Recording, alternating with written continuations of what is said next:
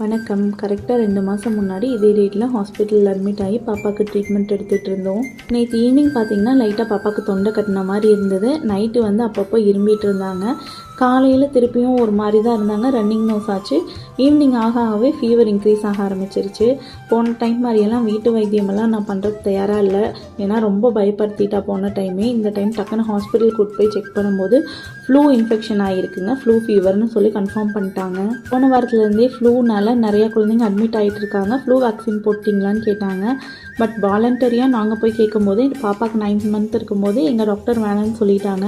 இதை நாங்கள் இவங்க கிட்ட சொல்லும்போது நானும் வேண்டாம் தான் சொல்லிட்டு இருந்தேன். இப்போ இருக்கிற குழந்தைங்களுக்கு ஃப்ளூ வர்றதை பார்த்தா நானே இப்போ வேக்சின் ரெக்கமெண்ட் பண்ண ஆரம்பிச்சிட்டேன். தயவுசெய்து இந்த ஃப்ளூ முடிஞ்சதுக்கப்புறம் பாப்பாவுக்கு வேக்சின் போட்டுருங்கன்னு சொல்கிறாங்க. நீங்கள் எல்லாமே உங்கள் குழந்தைங்களுக்கு ஃப்ளூ வேக்சின் போட்டிங்களான்னு சொல்லுங்கள். மோஸ்ட்லி ப்ரைவேட் ஹாஸ்பிட்டலில் பார்க்குற எல்லாமே போட்டிருக்காங்க. கவர்மெண்ட்டில் தான் நம்ம போடாமல் வச்சுருக்கோம்.